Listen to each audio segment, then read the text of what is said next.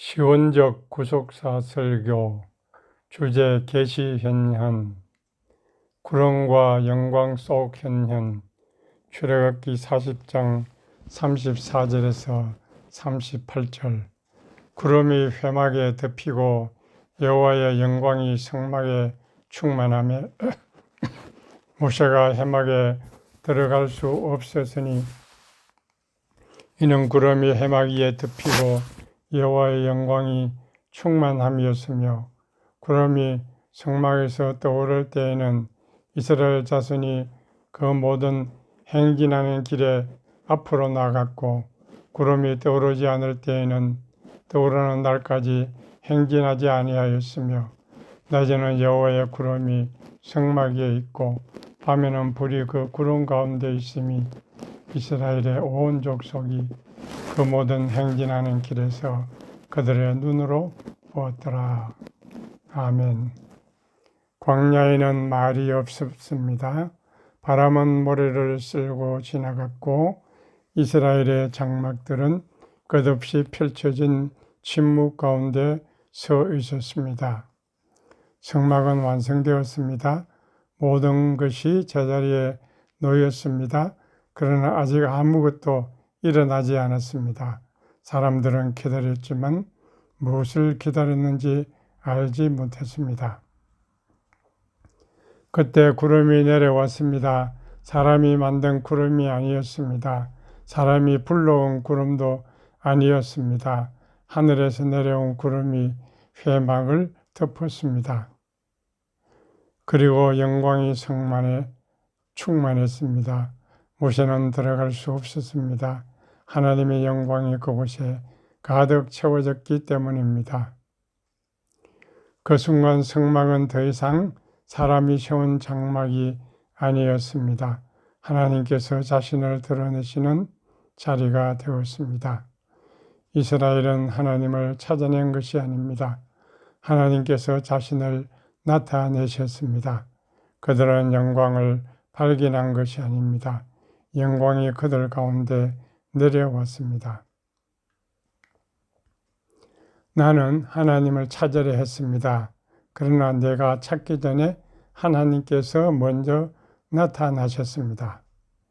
내가 하나님을 바라본 것이 아니라 하나님의 영광이 나를 바라보고 있었습니다. 내가 현현을 만들어낸 것이 아니라 현현이 나를 덮었습니다. 계시는 발견이 아닙니다. 계시는 현현입니다. 출애굽기 40장은 성막 건축의 마지막 장면입니다. 그러나 성막의 완성은 목적지가 아니었습니다. 성막이 완성되자 하나님의 영광이 나타났습니다. 본문은 이렇게 말합니다. 구름이 회막에 덮이고 여호와의 영광이 성막에 충만하며 여기서 중요한 것은 성막 자체가 아닙니다. 성막 위에 나타난 하나님의 영광입니다. 히브리어로 영광은 카보드입니다. 그 말에는 무게, 존귀, 영광이라는 의미가 담겨 있습니다. 성경에서 하나님의 영광은 단순히 아름답게 빛나는 어떤 현상이 아닙니다. 그것은 하나님의 존재가 자신을 드러내시는 충만함입니다. 구름도 마찬가지입니다. 구름은 하나님을 가리는 것처럼 보이지만 동시에 하나님께서 거기 계셨음을 드러냅니다. 보이지 않지만 분명히 나타납니다. 가려져 있지만 분명히 현존합니다. 그러므로 성막의 구름은 하나님의 부재를 말하지 않습니다. 오히려 하나님의 초월적인 현존이 인간의 눈앞에 드러난 사건입니다. 모세는 성막 안으로 들어갈 수 없었습니다. 하나님의 영광이 너무 충만했기 때문입니다. 하나님은 인간의 이해 안에 갇히는 분이 아닙니다. 그러나 동시에 자신을 숨기기만 하시는 분도 아닙니다. 하나님은 자신을 드러내시는 분입니다. 계시란 무엇입니까? 하나님에 관한 정보를 더 많이 얻는 것입니까? 아닙니다. 계시는 먼저 하나님께서 자신을 드러내시는 것입니다. 가려진 것이 벗겨지고 숨겨진 것이 나타나며 알 수 없던 분이 자신을 알게 하시는 것입니다. 그러므로 계시는 인간의 발견보다 먼저 있습니다. 내가 하나님을 찾기 전에 하나님께서 자신을 나타내십니다.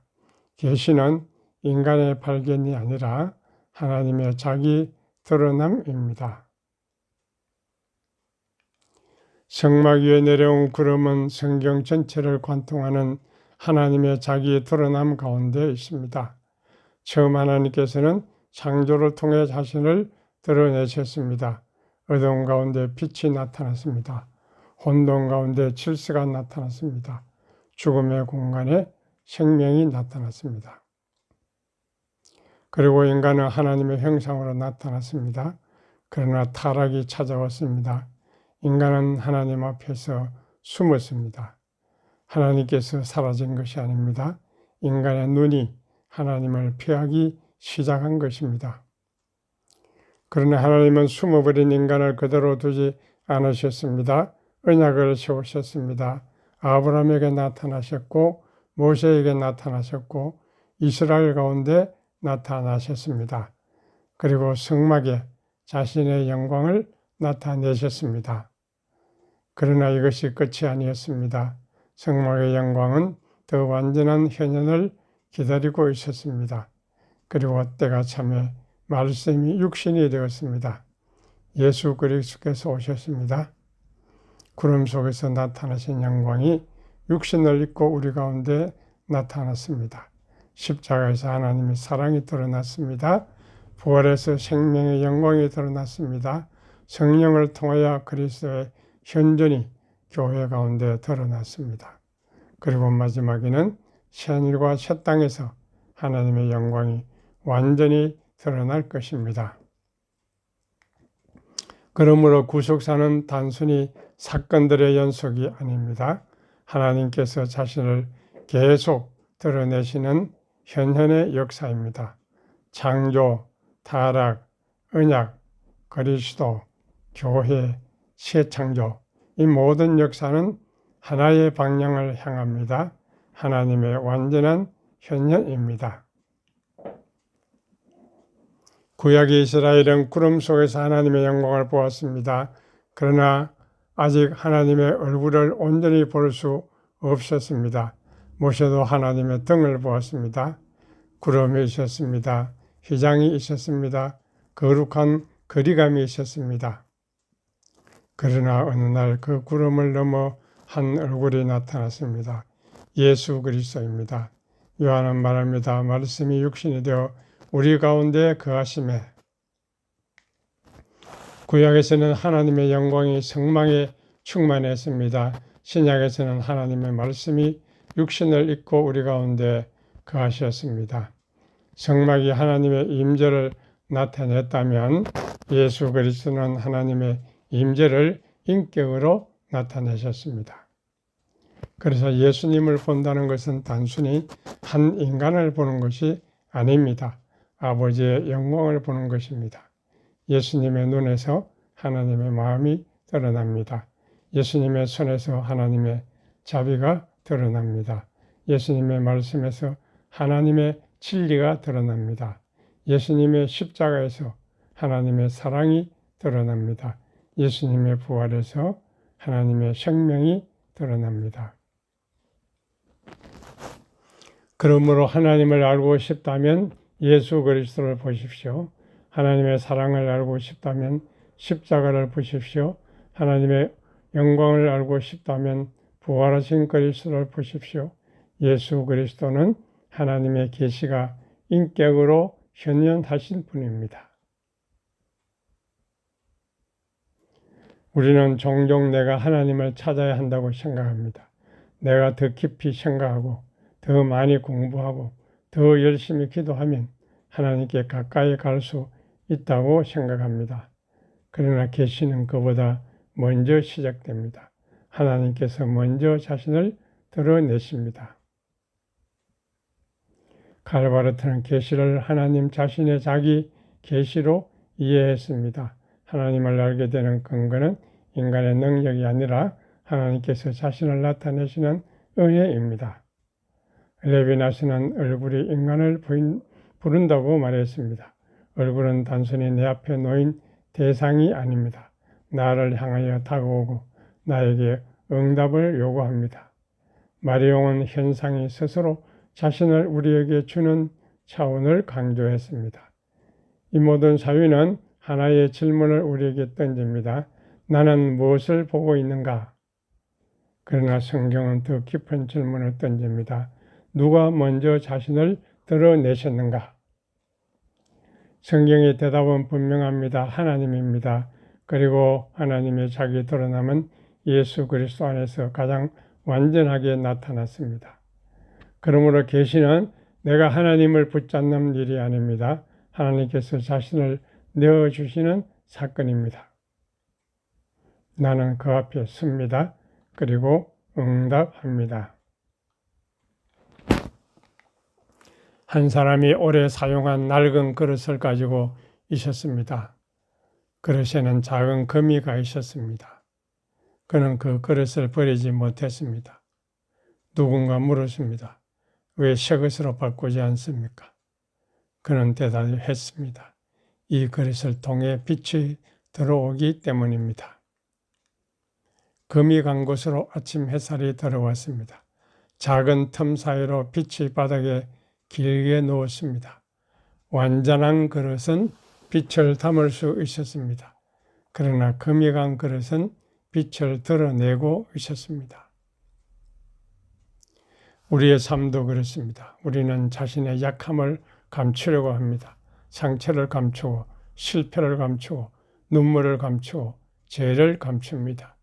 그러나 하나님께서는 우리의 완전함 때문에 자신을 나타내시는 것이 아닙니다. 오히려 우리가 자신의 깨어짐을 하나님 앞에 내어놓을 때 그것으로 은혜의 빛이 들어옵니다. 상처와 영광이 되는 것이 아닙니다. 그 상처를 통하여 그리스도의 은혜가 드러나는 것입니다. 그래서 어떤 날에는 내 인생의 균열이 하나님께서 나를 찾아오시는 창문이 되기도 합니다. 잠시 멈추어 봅니다. 하나님께서 자신을 드러놓고 계시는데 나는 무엇을 보고 있습니까? 나는 하나님의 얼굴을 찾고 있습니까? 아니면 하나님의 손에 들린 선물만 찾고 있습니까? 나는 빛을 원합니까? 아니면 빛 앞에 서기를 두려워합니까? 나는 하나님을 알고 싶습니까? 아니면 하나님에 관한 지식을 소유하고 싶습니까? 나는 그리스도를 따르고 있습니까? 아니면 그리스도께서 주시는 안전만 원하고 있습니까? 하나님의 현현 앞에서는 내가 숨길 수 없습니다. 빛은 내가 누구인지를 드러냅니다. 십자가는 내가 얼마나 큰 은혜를 필요로 하는지 드러냅니다. 그리스도의 얼굴은 내가 누구를 사랑해야 하는지를 드러냅니다. 그러므로 오늘 조용히 자신에게 물어보십시오. 나는 지금 누구 앞에 서 있는가? 그리고 다시 물어보십시오. 나는 그분을 보고 있는가? 빛을 붙잡으려고 하지 마십시오. 빛 앞에 서십시오. 하나님을 내 생각 속에 가두려 하지 마십시오. 그분 앞에 자신을 열어드리십시오. 하나님의 영광을 소유하려 하지 마십시오. 영광 앞에 겸손히 서십시오. 현현은 우리가 무엇인가를 더 많이 소유하도록 주어지는 것이 아닙니다. 우리의 존재가 하나님 앞에서 새롭게 되도록 주어집니다. 그러므로 숨지 마십시오. 피하지 마십시오. 자신을 감추지 마십시오. 그리스도의 얼굴 앞에 서십시오. 십자가 앞에 서십시오. 말씀 앞에 서십시오. 그리고 아무것도 하지 못하는 것처럼 보여도 잠시 그분 앞에 머무르십시오. 그곳에서 내가 하나님을 붙드는 것이 아니라 하나님께서 나를 붙들고 계심을 알게 될 것입니다. 구름이 움직이면 이스라엘이 움직였습니다. 구름이 머물면 이스라엘도 머물렀습니다. 그들의 방향은 자신들이 결정하지 않았습니다. 하나님의 현현이 그들의 길을 결정했습니다. 우리도 그러해야 합니다. 오늘 하나님께서 어디로 부르시는지를 자세히 살피십시오. 그리고 그분의 현현 앞에서 자신을 열어드리십시오. 신앙은 하나님을 이해하는 데서 끝나지 않습니다. 하나님께 자신을 열어드리는 데까지 나아갑니다. 기도드리겠습니다. 주님, 오늘도 저는 당신을 찾았습니다. 그러나 이제야 알겠습니다. 제가 찾기 전에 이미 당신께서 저를 찾고 계시음을, 제가 빛을 찾으려 했지만 빛이 먼저 저를 비추고 있었습니다. 제가 당신의 영광을 보려 했지만 영광이 먼저 저의 어둠을 드러내고 있었습니다. 주님, 구름이 덮일 때 당신이 보이지 않는다고 두려워하지 않게 하소서. 보이지 않는다고 떠나셨다고 생각하지 않게 하소서. 구름 속에서도 당신의 영광을 신뢰하게 하소서. 주님, 제가 영광을 소유하려 하지 않게 하시고 영광 앞에 서게 하소서. 제가 당신을 설명하려 하지 않게 하시고 당신 앞에 잠잠하게 하소서. 제가 당신을 붙들려 하지 않게 하시고 당신께 붙들리게 하소서. 그리고 주님, 구름 너머에 계신 그 얼굴을 보게 하소서. 모세가 기다렸던 얼굴, 선지자들이 바라보았던 얼굴, 사도들이 만났던 얼굴, 십자가에서 피 흘리셨던 얼굴, 부활하여 영광 가운데 나타나신 예수 그리스도의 얼굴을 보게 하소서. 오늘 제 삶의 균열 사이로 그리스도의 빛이 흘러나오게 하소서. 저의 약함을 통해서 은혜가 드러나게 하시고 저의 눈물을 통해서 사랑이 드러나게 하시고 저의 삶을 통해서 그리스도가 드러나게 하소서. 주님, 제가 현현을 기다리는 사람이 아니라 이미 나타나신 그리스도 앞에서 살아가는 사람이 되게 하소서. 제가 새로운 계시를 찾아 헤매지 않고 이미 주어진 계시신 예수 그리스도를 바라보게 하소서. 언젠가 모든 구름이 그치고 모든 가려짐이 사라지고 우리가 주님의 얼굴을 온전히 배우게 될 그날까지 오늘도 그 얼굴을 바라보며 살게 하소서. 보게 하소서. 듣게 하소서. 숨지 않게 하소서. 응답하게 하소서. 그리스도 안에 살게 하소서. 그리고 마침내 주님의 얼굴을 보게 하소서. 예수 그리스도 이름으로 기도합니다. 아멘.